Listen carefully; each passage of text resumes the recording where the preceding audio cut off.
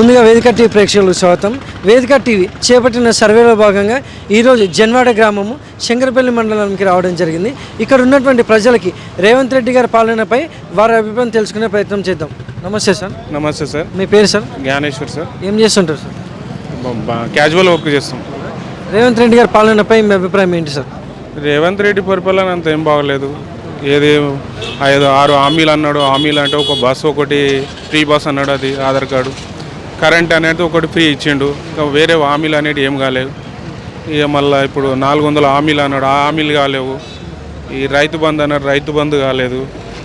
మరి అదేందో శాటిలైట్ ద్వారా చూస్తాడంట ఆయన సారు. మరి ఆయనకి పెద్ద మనుషులు మనకేం తెలుస్తుంది? మేము మామూలుగా చదువుకున్న వాళ్ళము, ఊరు లెవెల్లో ఉన్న వాళ్ళం, మాకు అంత అనుభవం లేదు. ఆయన ఏదో లెక్కలు చూసి చేస్తామంటే ఇప్పటిదాకా అదే విధంగా జరగలేదు కదా. ఇప్పటిదాకా జరగలేదు కాబట్టి ఇప్పుడు గిట్ట అదే విధంగా నువ్వు ఉన్న వాళ్ళకు నువ్వు 5 ఎకరాలు అన్నావు, 10 ఎకరాలు అన్నావో, ఏ విధంగా అన్నావో 5 ఎకరాల లోపు వాళ్ళకే ఇచ్చేసేయి. అదే విధంగా చేయము. నువ్వు అనుకున్నది గిట్ట బాగానే ఉంటుంది. 5 ఎకరాలు అన్నది 10 ఎకరాలు 100 ఎకరాలు ఉన్న వాళ్ళకి ఇవ్వకండి, అది బాగుంటుంది. కానీ ఏదో ఒకటి చేస్తున్నావు, ఈ హైడ్రా అని ఇదా అని గరీబ్ వాళ్ళని మొత్తం భయభ్రాంతులకు చేస్తున్నాడు. ఈ రెవెన్యూ అనేది మొత్తం వడేసేసిండు మొత్తం. మరింత టూ మచ్చా. గతంలో కేసీఆర్ గారి పాలన ఎలా ఉంటుంది సార్? గతంలో కేసీఆర్ గారి పరిపాలన బాగున్నది, మంచిగా చేసిండు. ఆయన ఉన్న రోడ్లే, ఆయన పనులే, ఆయన చేసిన దాని మీద వచ్చి నువ్వు కూర్చున్నావు. నువ్వు ఏం చేస్తున్నావు? ఏం చేస్తలేవు. నువ్వు ఇంతవరకు ఒక్కరికి కింద 10 రూపాయలు అనేది హామీ ఇవ్వలేవు. పింఛన్ అన్నాడు, పింఛన్ 4000 అన్నాడు, ఇంతవరకు పింఛన్ లేదు. అది తర్వాత 2000 అది గిట్ట ఓసారి ఇస్తుండు, ఓసారి ఇస్తలేడు. ఆడపిల్లలు, ముసలోళ్ళు, పెద్ద మనుషులు ఏడుస్తున్నారు, బాధపడుతున్నారు. ఏం పనులు ఉన్నాయా? ఏం పనులు లేవు. జొనవాడ చెరువు ఒడ్డుకున్నది, ఏం పనులు ఉన్నాయి? అక్కడికి వెళ్ళి ఎవరు రాకపోగలేవు, ఏం లేవు మా ఊరికి. అదేవిధంగా ఇప్పుడు వచ్చేసి వాళ్ళ మున్సిపాలిటీలు చేస్తా అంటుండే ఆయన. ఏం మున్సిపాలిటీ డెవలప్మెంట్ లేనిది ఊరు గణపతి చెరువు రోడ్డుకున్న దాన్ని మున్సిపాలిటీ కలిపితే ఏం లాభం? అది రోడ్డుకున్నా వేసుకోండి. ఇదంతా మరీ బాగలేదు సార్ది. సారు మంచిగా ఆలోచన చేసి పెద్ద మంది చేసుకొని చెయ్యాలి, బాగుంటుంది. ఇంకా మీ అదృష్టం అనుకోవాలి అనుకుంటున్నాం మేము. మీ అదృష్టానికి సీఎం సీట్ వచ్చింది సార్. మంచిగా చేయండి, పరిపాలన మంచిగా చేయండి, అందరికి మంచిగా వాగ్దానాలు చేయండి, బాగుంటుందని మా ఆలోచన సార్. అంతకన్నా మేము ఏం చెప్పట్లేదు సార్. మీ అంత మాకు అనుభవం లేదు, మాకు తెలివి లేదు. లేకుంటే మేము గిట్లనే ఉంటుంది, ఏదో బతుకుతుంటాం. Thank you sir. Okay sir. నమస్తే సార్. నమస్తే, చెప్పండి. మీ పేరు సార్? ప్రేమ్ దాస్. ఏం చేస్తుంటారు సార్? నేను ప్రైవేట్ ఎంప్లాయ్. రేవంత్ రెడ్డి గారి పాలనపై మీ అభిప్రాయం ఏంటి సార్? రేవంత్ రెడ్డి గారి పాలన బాగానే ఉంది. గత 10 సంవత్సరాల యువతకు ఎక్కడ ఉద్యోగాలు రాలేవు. రేవంత్ రెడ్డి గారు వచ్చిన తర్వాత డిఎస్సి అని రకరకాలమైన ఉద్యోగాలు ఇచ్చాడు. అదే ఇంతకుముందు ఈ రైతు బంధు అనేది రోడ్లకు, చెట్లకు, గుట్టలకు సాగు చేసిన వాళ్ళకు, సాగు చేయని వాళ్ళకి వేసేది. ఇప్పుడు రేవంత్ రెడ్డి గారు గవర్నమెంట్ ఓన్లీ పంట ఎవరైతే పెడుతున్నారో వాళ్ళకి ఇవ్వాలనే నిర్ణయిస్తున్నారు. అది మంచి పద్ధతి, మంచిగానే ఉన్నది రేవంత్ రెడ్డి పాలన. గతంలో చూసుకునే కేసీఆర్ గారి పాలన ఎలా ఉంటుండే సార్? కేసీఆర్ పాలన ఎట్లుండే సార్?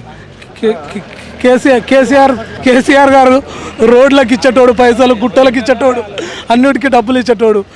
కానీ ఇవాళ ప్రజాపాలన, అది దొరల పాలన ఉండేది, ఈరోజు ప్రజాపాలన వచ్చింది. ఆనాడు సీఎం ఎవరికి గెలిచేటోడు కాడు. ఎవరు ఉంటే ఫామ్ హౌస్లు ఉంటుండే, లేకపోతే ప్రగతి భవన్లు ఉంటుండే. ఆనాడు ఎమ్మెల్యేలకి అపాయింట్మెంట్ ఇవ్వని నాయకుడు కేసీఆర్. ఈరోజు ఏ నాయకుడు అడిగినా, ఎవరు పోయినా కానీ రేవంత్ రెడ్డి గారు అందరికీ టైం ఇస్తుండు, అందరితో మాట్లాడుతుండు. మంచి పాలన ఉంది రేవంత్ రెడ్డి గారు. Thank you sir. నమస్తే సార్. నమస్తే. మీ పేరు సార్? నా పేరు అల్లి అండి, మహబూబుల్లి. ఏం చేస్తుంటారు సార్? బిజినెస్ ఉంది, పౌల్ట్రీ. రేవంత్ రెడ్డి గారి పాలనపై మీ అభిప్రాయం ఏంటి సార్? రేవంత్ రెడ్డి పాలన అంటే ఇప్పుడు అభిప్రాయం ఏం లేదు అసలు ఇప్పటికైతే ప్రజెంట్. ఎందుకంటే ఎలా నడుస్తుందో మాకైతే తెలియదు. ఇప్పుడు పాలన ఎలా నడుస్తుంది, ఏం చేస్తుంది అనేది తెలియదు. అది ఎందుకంటే దానికి చాలా రీజన్స్ ఉన్నాయి, ఒకటం కాదు. ఇప్పుడు ఫస్ట్ పాలన అంటే ప్రజలు హ్యాపీగా ఉండాలి, అది పాలన అంటారు, అవునా కదా? ప్రజలు భయపడుతున్నారు, అందరూ భయపడుతున్నారు. ఎందుకు భయపడుతున్నారో ఆయనకు తెలియదు. అది అంటే వాళ్ళకు ఎవరైతే చెప్తారో, ఎవరైతే ఐఏఎస్ ఆఫీసర్ వాళ్ళు ఎవరు ఉంటారో వాళ్ళు ఏం చేస్తున్నారో, అదే ప్రజలు అయితే భయపడుతున్నారు ప్రజెంట్ అయితే. ఎందుకు చెప్తున్నానంటే నాది ఆయన కాన్స్టిట్యున్సీ, నేను ఆయనకే ఓటేసిన. మా ఫేవరెట్, ఒక మంచి చేస్తాడన్న ఆశతో ఓటేసినాం. ఆయన కాన్స్టిట్యున్సీ నాది, ఆయనకి ఒక మంచి చేస్తాడని ఒక ఆశతో ఓటేసినాం. ఇప్పటికైతే ప్రజెంట్ 1 year అయింది, 14-15 months అయింది. ఇప్పటివరకైతే ప్రజలు హ్యాపీగా లేరు. అయితే గతంలో చూసుకుంటే కేసీఆర్ గారి పాలన ఎలా ఉంటుండే సార్? కేసీఆర్ నేను చెప్తున్నాను కదా, పాలన అన్నప్పుడు ఎవరైనా హ్యాపీగా ఉండాలి, అది పాలన అంటారు. కేసీఆర్ పాలనలో 99%, ఓన్లీ 1% 2% హ్యాపీగా లేరు. 99% అంతా హ్యాపీగా ఉన్నారు. ఇప్పుడు 99% హ్యాపీగా లేరు, 2% హ్యాపీగా ఉన్నారు. దానికి చాలా రీజన్స్ ఉన్నాయి, ఒక్క రీజన్ కాదు, చాలా రీజన్స్ ఉన్నాయి. అది. Thank you sir. నమస్తే సార్. చెప్పండి. మీ పేరు సార్? మా పేరు బుగ్గప్ప. ఏం చేస్తుంటారు సార్? వ్యవసాయమే. వ్యవసాయమా? రేవంత్ రెడ్డి గారి పాలనలో ఎలా ఉందంటారు వ్యవసాయదారులకి? అంతా బాగానే ఉంది, ఎప్పటిలాగా యథావిధిగా ఉంది. కానీ ఒక రైతు భరోసాదే చేస్తానని చెప్పి అదొకటి ఇది ఉంది, మిగతాది ఏం లేదు. అంతా కంటిన్యూ నార్మల్గానే నడుస్తుంది. నార్మల్గా. మరి గతంలో కేసీఆర్ గారి పాలన ఎలా ఉంటుండే సార్? సేమ్ ఉంది, మొత్తం సిస్టమ్ అంతా సేమ్ ఉంది. కాకపోతే ఒకటి ఈ రైతు భరోసా కాడ మోసం అవుతుంది అంతే. ఇది తప్ప ఇక మిగతాది ఏం లేదు, యథావిధిగా మొత్తం క్లియర్ ఉంది. అంతే ఉంటుంది. అభివృద్ధి పరంగా చూసుకుంటే ఇంకా ఏమో ఇంగ్లీష్ అన్నాడు, సర్వే నడుస్తుంది. ఇంకా అవి ఎంతమందికి వస్తాయి, ఎవరికి వస్తాయో అది విధంగా కన్ఫర్మ్ తెలియదు. సరే, థ్యాంక్ యూ సార్. నమస్తే సార్. నమస్తే అండి. మీ పేరు సార్? రాజు అండి. ఏం చేస్తుంటారు సార్? రియల్ ఎస్టేట్ అండి. రేవంత్ రెడ్డి గారి పాలనపై మీ అభిప్రాయం ఏంటి సార్? ముందున్నంత లేదండి, కొంచెం బ్యాడ్గానే ఉంది. అది రియల్ ఎస్టేట్ అంతా పడిపోయింది, హైడ్రా రావడం వల్ల గిట. అది ఆరు గ్యారంటీ గిట మొత్తం రాలేదు కదండి. ఇంకా రైతు భరోసా అన్నాడు, ఇంక ఇంతవరకు ఇవ్వలేడు. ఇది దాన్ని ఏమంటామన్నా 6 గ్యారెంటీలలో ఇది గ్యాస్ ఇంకా రాలేదు. ఇంకా చాలా గిట పెండింగే ఉన్నాయి కదండి. అది మరి గతంలో కేసీఆర్ గారి పాలన ఎలా ఉంటుండే సార్? ఓకే, కేసీఆర్ది ఒకంతకు బాగానే ఉందండి. సరే, thank you sir. Welcome sir. నమస్తే అమ్మా. నమస్తే. మీ పేరమ్మా? పుష్పమ్మ. ఏం చేస్తుంటారు? ఏం చేసడం లేదు, ఇంట్లోనే ఉంటున్నా. రేవంత్ రెడ్డి గారి పాలనపై మీ అభిప్రాయం ఏంటమ్మా? మా అబ్బాయి పింఛన్ రావాలి, మాకు రేషన్ కార్డు అట్లా 35 కిలోలు రావాలి. 6 కేజీలే వస్తున్నాయి ఇప్పుడు, ఒక అయినందుకు. ఇద్దరం ఉన్నప్పుడు 12 కేజీలు వస్తున్నాయి, ఇప్పుడు 6 కేజీలు వస్తున్నాయి. ఇంతే ఉంది నా అభిప్రాయం. నాకు ఆస్తులు లేవు, అంతస్తులు లేవు. ఈ ఉన్న ఇల్లు 50 గజాలే ఉంది, అది ఒకటి నా పేరు మీద లేదు, మా బిడ్డ పేరు మీద చేసినాం. పైసా డబ్బా ఆమెది, ఏదో నేను ఉన్న రోజులు అని చెప్పి నన్ను ఇంట్లో ఉంచిండ్రు. మరి గతంలో కేసీఆర్ గారి పాలన ఉన్నప్పుడు ఎలా ఉంటుంది? ఆయన పాలన ఉన్నప్పుడు నేను ఇవన్నీ అడిగినా కానీ ఓకే చేయలేదు నాకు. మాది ఒడ్లోళ్ళం కులం. ఇవి వస్తాం, మేము ఊళ్ళో పని చేసేటోళ్ళం. నమస్తే అమ్మా. నమస్తే నాన్న. మీ పేరమ్మా? నా పేరు సత్యమ్మ. ఏం చేస్తుంటారమ్మా? మేమేం పని చేయ బిడ్డ, నా రెక్కలు ఇరిగి కూర్చొని తింటా. రేవంత్ రెడ్డి గారి పాలనపై మీ అభిప్రాయం ఏంటమ్మా? ఏం అపాయం బిడ్డ, మాకు పొద్దు దశ బొదక్కు లేదు, మాపు దశ దీప సమర లేదు, మాకు తాను ఏం గతి లేదు. ఏం చేసినా ఆయన ఇష్టమే అంతే.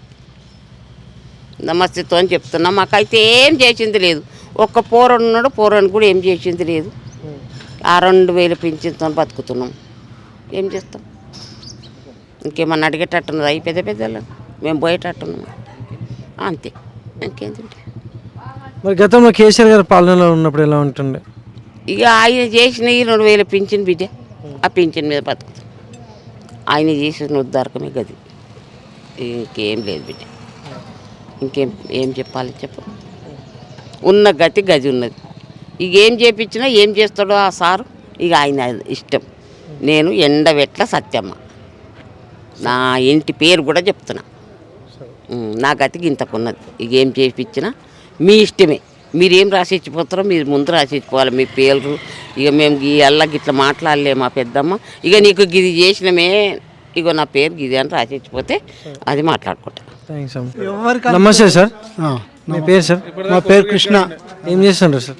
జాబ్ చేస్తాం మేము, బిహెచ్ఎల్ జాబ్. రేవంత్ రెడ్డి గారి పాలనపై మీ అభిప్రాయం ఏంటి సార్? రేవంత్ రెడ్డి పాలన ఏం బాగలేదు, ఎవరికి ఏమి ఇస్తలేరు. వాళ్ళు చెప్పిన అన్ని జోటనే, అన్ని మోసపూరి మాటలే. ఎవరికి మధ్యతరగతి వాళ్ళకి ఏం జరుగుతలేవు. ఆ రెడ్డిలకు వాళ్ళనే చూసుకుంటున్నాడు తప్ప అంతా జోటనే ఆయన అంతే. మరి గతంలో కేసీఆర్ గారి పాలన ఎలా ఉంటుంది సార్? బాగుంది, చాలా బాగుంది. కేసీఆర్ పాలన చాలా బాగుంది. అందరినీ చూసిండు, వ్యవసాయదారులను చూసిండు, అన్ని వర్గాలను చూసిండు. చాలా బాగుంది కేసీఆర్ పాలన అంతే. Thank you sir. నమస్తే సార్. నమస్తే అండి. మీ పేరు సార్? నా పేరు నాగరాజు. ఏం చేస్తుంటారు సార్? అగ్రికల్చర్ వ్యవసాయం చేస్తుంటాను నేను. రేవంత్ రెడ్డి గారి పాలనలో వ్యవసాయదారులకు ఎలా ఉందంటారు సార్? నాకు తెలిసి వ్యవసాయదారులు చాలా వెనుకబడిపోయారు. ఈ సంవత్సరంన్నరలోనే ఏదో రూట్లోకి వెళ్ళిపోయారు. వాళ్ళకు పెట్టుబడి సాయం ఇప్పటి వరకు గిట్ట అందలేదు. నేను గిట్ట వ్యవసాయదారుని కాబట్టి నాకు గిట్ట ఇప్పటిదాకా ₹1 మన కాంగ్రెస్ గవర్నమెంట్ నుంచి ఇప్పటిదాకా అయితే రాలేదు. రైతులు చాలా ఆలోచనలో పడినరు. ఎందుకు మేము ఇట్లా చేసినాము అనే ఆలోచనలో పడిర్రు. ఈ ప్రభుత్వానికి ఓట్లేసి ఆగమాగమైనామని చెప్పేసి ప్రతి మీడియాలో గిట అదే వస్తుంది. నేను గిట అదే చెప్తున్నాను. ఎందుకంటే నా కళ్ళ ముంగట గిట జరుగుతున్నాయి. రైతులకు ఇప్పటి వరకు ఇంతకుముందున్న ప్రభుత్వము ఎకరాకు 10,000 వేసేది, 10,000 వేసేది. కానీ ఇప్పుడు 2 పంటలు అవుతున్నది. ఇప్పటి వరకు ₹1 వేసింది లేదు. 15,000 వేస్తున్నాడు. ఆ 15,000 గిట లేదు. ఇంకా మరి ముందు ముందు ఇంకేం జరుగుతుందో. ఇంకా 4 ఏళ్ళ ప్రభుత్వం ఉంది కాబట్టి మరి రైతుల గురించి మరి పట్టించుకుంటాడా లేదా అనేది మాత్రము అది మేము కలగా ఊహించుకుంటున్నాం. ఇక నిజం జరుగుతుందా నిజం జరగదా అనే ఆలోచనలో రైతులు అందరు ఉన్నారు. మేమే ఇక్కడ రైతులే కాదు, ఓవరాల్ తెలంగాణ రైతులు అట్లా ఆలోచనలో ఉన్నారు. దయచేసి ఇప్పుడు కూడా కాంగ్రెస్ ప్రభుత్వం పునరాలోచన చేసి రైతుల గురించి మంచి చేయాలని ఆశిస్తున్నాం మేమైతే. అది త్వరలో చేస్తే బాగుంటుంది. రైతుల పెట్టుబడి లేదు. ఇప్పుడు రియల్ ఎస్టేట్ లేదు. అంతో ఎంతో దాంట్లో బిజినెస్ నడిచేది. అక్కడనో ఇక్కడనో డబ్బులు ₹4 వచ్చేది. ఒక గుంట అమ్ముకున్నా డబ్బులు వచ్చేది. ఇప్పుడు ఒక్క గుంట అమ్ముకున్నా కానీ గిట డబ్బులు వచ్చే పరిస్థితిలో లేవు. కొనేటోళ్ళు గిట లేరు. ఈ హైడ్రాన్ తీసుకొచ్చిన నుంచి చాలామంది భయపడుతున్నారు. భూమి తీసుకోనికే భయపడుతున్నారు. ఎవరన్నా ఒక 10 గుంటలు అమ్మి పెళ్లి చేద్దామన్నా కానీ తీసుకొని పరిస్థితి ఏర్పడింది. చాలా వెనుకబాటుతనం అయిపోయింది. ఒక 20-30 ఏండ్లు ఎంటకు పోయినట్టు కనిపిస్తుంది తెలంగాణ ప్రభుత్వము. ఈ విషయం మీద మన ప్రజెంట్ ఉన్న ముఖ్యమంత్రి పునరాలోచన చేసి మంచి మంచి కంపెనీలు తెచ్చి ఈ రియల్ ఎస్టేట్ను కానీ ఈ రైతులను కానీ ఆలోచన చేసి ఆదుకోవాల్సిందిగా ఈ ప్రజల తరపు నుంచి నేను కోరుకుంటున్నాను. Thank you sir.